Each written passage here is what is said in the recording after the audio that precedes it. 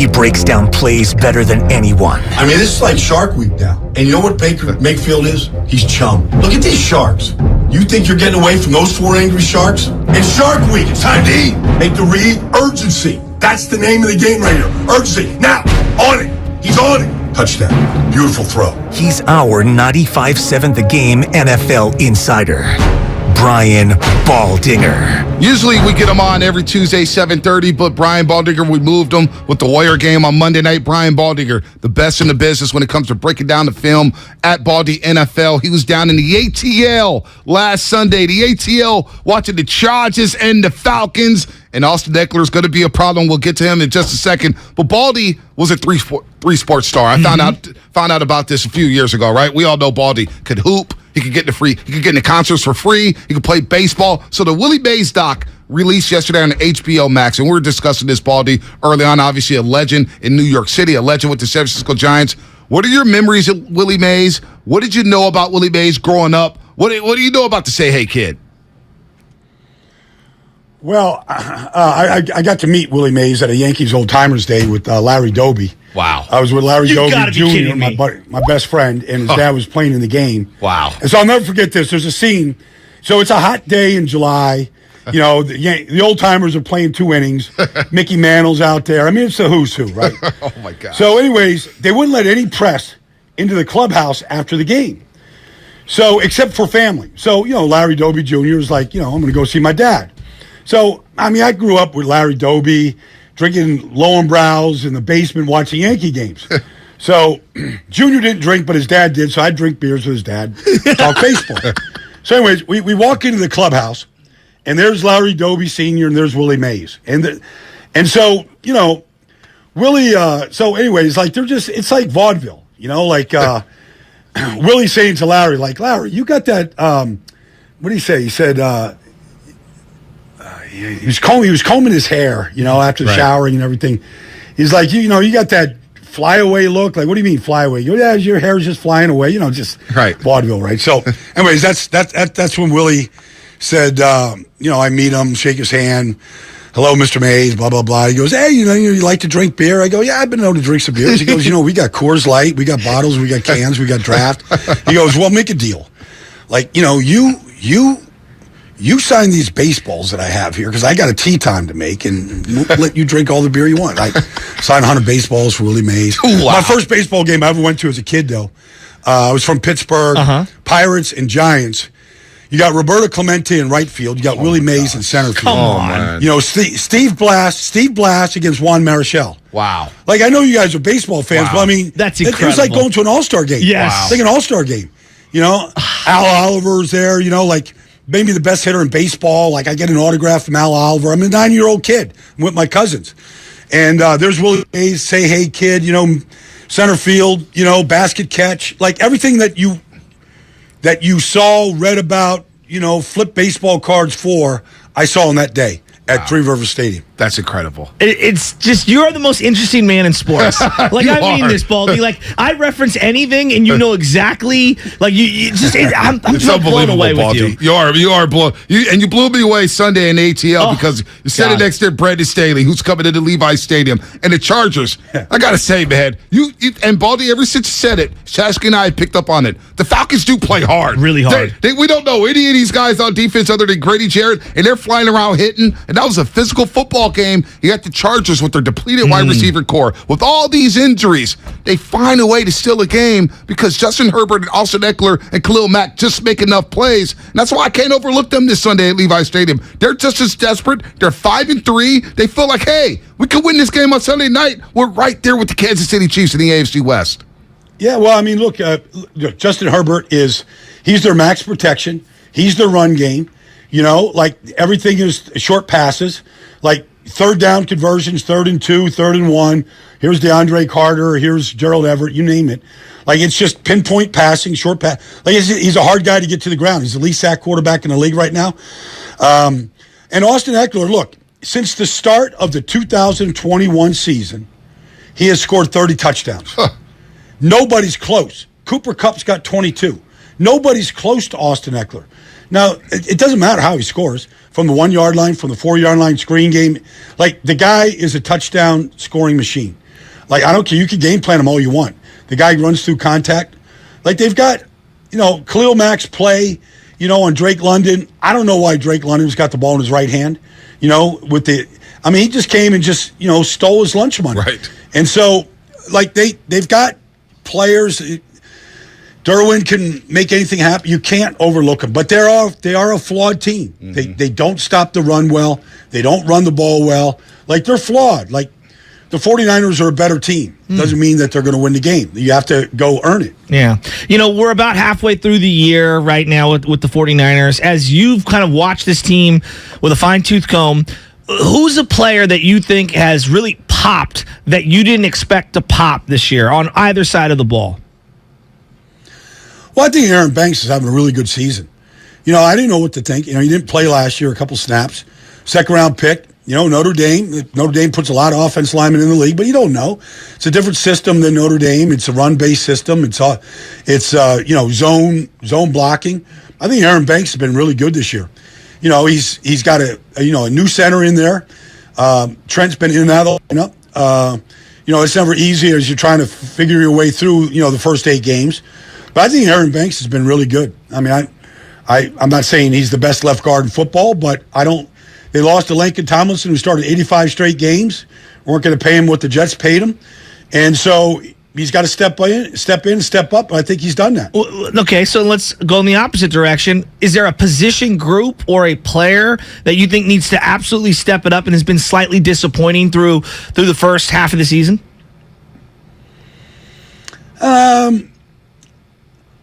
No, I can't really say there's one guy like that on defense. But I would say that, the surprise on defense is Afanga.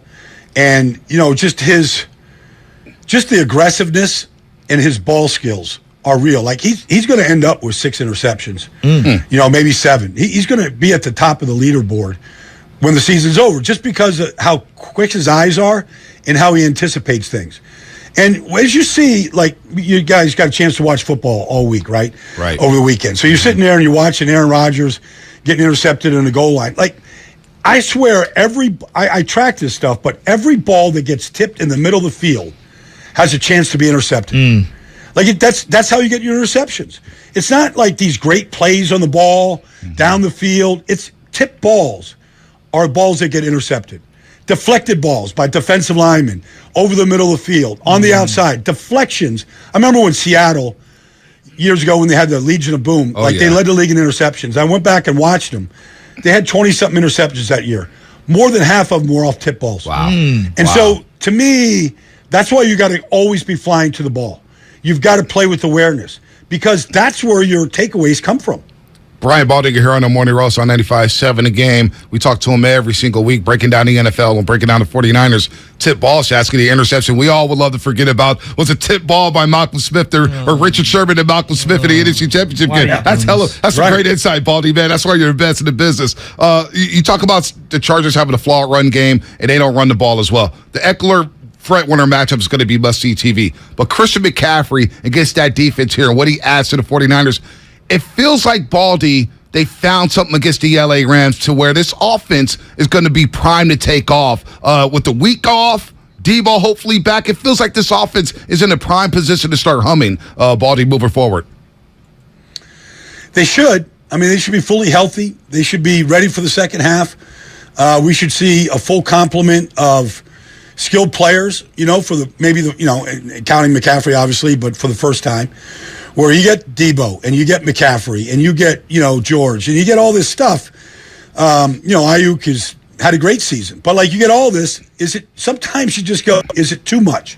Because you just need to keep moving the ball and hit your big plays, right? So do you try to call too many different type of plays? I was watching the Jets come off the goal line last week. They ran the exact same play 3 plays in a row with James Robinson. 7 yards, 9 yards, 17 yards. The exact same play.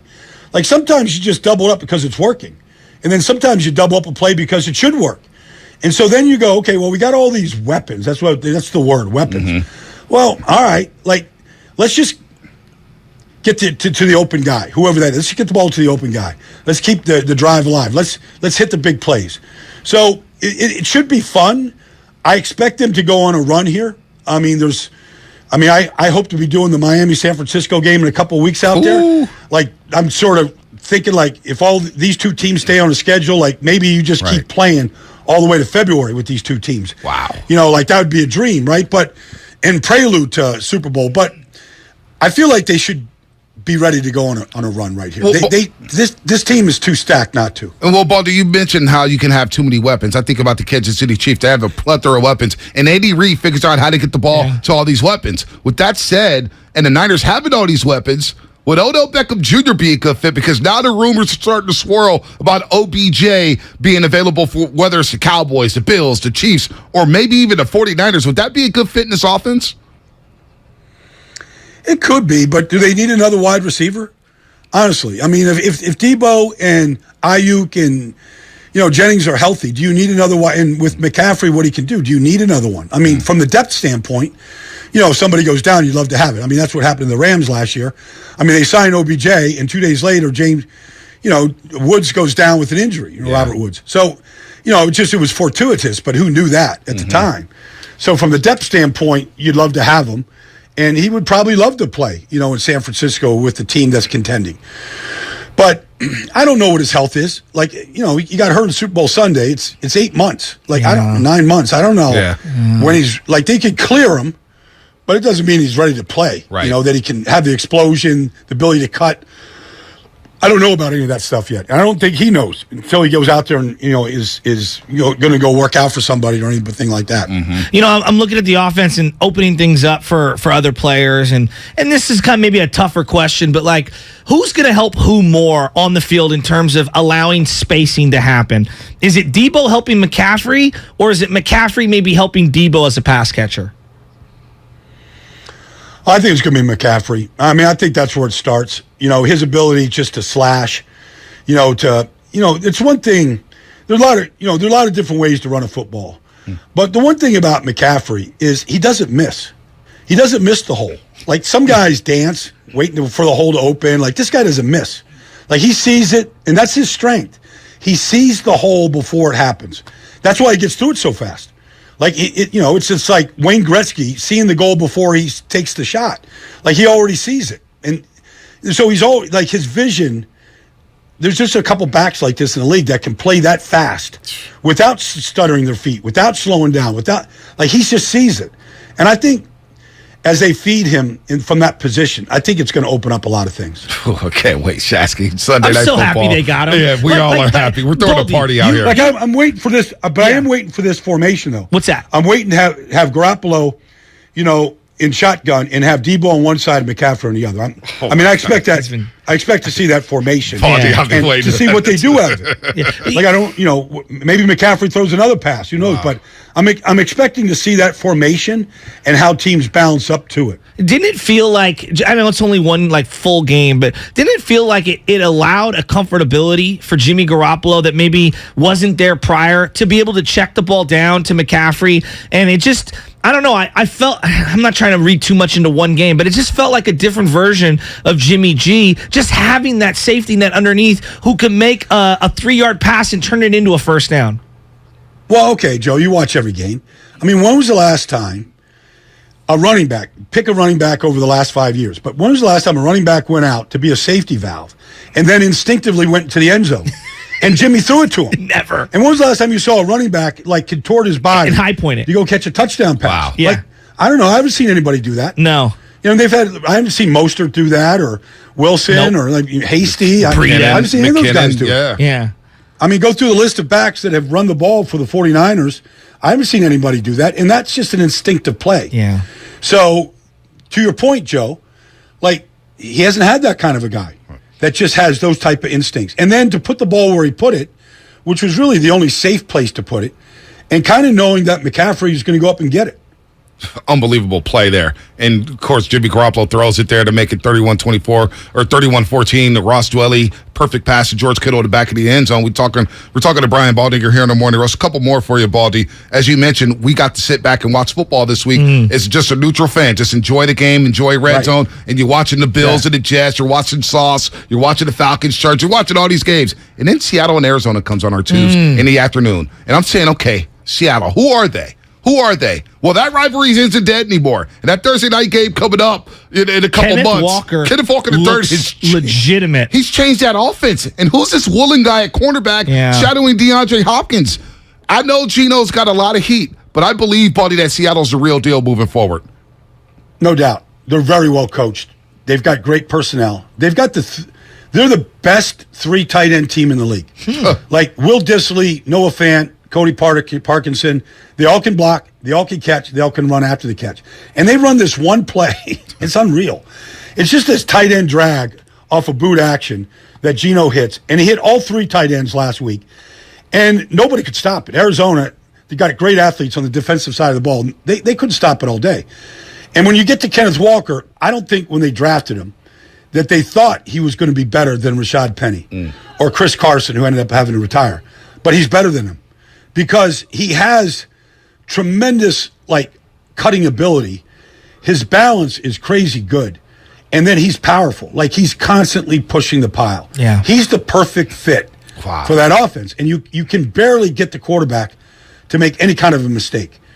So good luck, and they have just the right complements between the tight ends, DK, along with Tyler. It is a dynamic offense. Tampa's got their hands full this weekend over in Germany, but I just think that they're a very well-coached team, and they're only going to get better. Who's this Woolen kid on defense? Who's this cornerback? He's a stud. Pete, man. He finds them. Well, I nicknamed him the Shadow, and I talked to him a couple weeks ago, and I said, is it because the only thing faster than Tariq Woolen is his shadow? So I said, can I get? So he was laughing because he saw this breakdown I did on him. He goes, keep the nickname, I love it, Baldy, blah, blah, blah. But, he's 6'4". He's the biggest corner in the league. Wow. And he runs a 4.25 40. He's the fastest player at the combine. Wow. Is he bigger than Brandon Browner? He's bigger than Brandon Browner. Wow. I look at him eye to eye. And so, it's him and Sauce right now for the Defensive Rookie of the Year. Wow. And then you see his speed. His speed is legit. Nobody could get past him. Yeah. And so he's got ball skills, speed. He's a great kid, too. He's bright-eyed. He doesn't know that he comes out of UTSA and Conference USA, converted wide receiver, so he's got ball skills. And, he's Richard Sherman with great speed and bigger size. Wow. As you kind of view the landscape of the NFC, you're looking at all the division leaders. Tom Brady, obviously, we're going to give him the benefit of the doubt until he's finished, right? He's a legend. The Eagles and Jalen Hurts and Sirianni, and then you got the Vikings and Kirk Cousins and their rookie coach and all the different teams around. Why not the 49ers? Is there a team that they should fear more than others because of the coach, personnel, quarterback? I think the reason why why not the 49ers is because of what they did in the postseason last year. They went into Dallas and beat a great Dallas team. They went into Green Bay and beat the MVP. They showed you that they can play great football in January. The Eagles don't know if they can. They don't know. I work out in the Eagles, right tackle's barn yesterday, and I'm talking to him, and I'm like, hey, Lane Johnson, did you think that you'd be 8-0, Lane? He goes, maybe 6-2, 5-3, get ready for a second half run. So they're a little surprised by it, but A.J. Brown's been the difference. Yep. And all the guys they picked up on defense. So they've built their team, but they haven't been really tested. Yeah. They haven't had to come back in a game to win a game. They haven't needed a special teams play to go winning. All the things that you need, you got to pull out. Yeah. In January, when it's sudden death, the pressure's on, just a quarterback who's played basically error-free football in Jalen Hurts, does he play error-free in January? Yeah. You don't know any of these things about any of these players. Because, Dak can put up great numbers year in, year out. He doesn't do it in the postseason. Nope. Hasn't done it. So until you do it, and that's the one thing about Jimmy. People can criticize Jimmy. They can do all that stuff. The guy's played some great football in January. And so, you kind of feel like if you get there, you can get that from him. You can get the plays you need to get made from your quarterback to help you win a game. What about Minnesota? Before we get you out of here, Baldy, Minnesota 7-1. Kirk Cousins is dancing on the plane with the ice on. They pick up T.J. Hawkinson, a nice tight end from Detroit out of Iowa.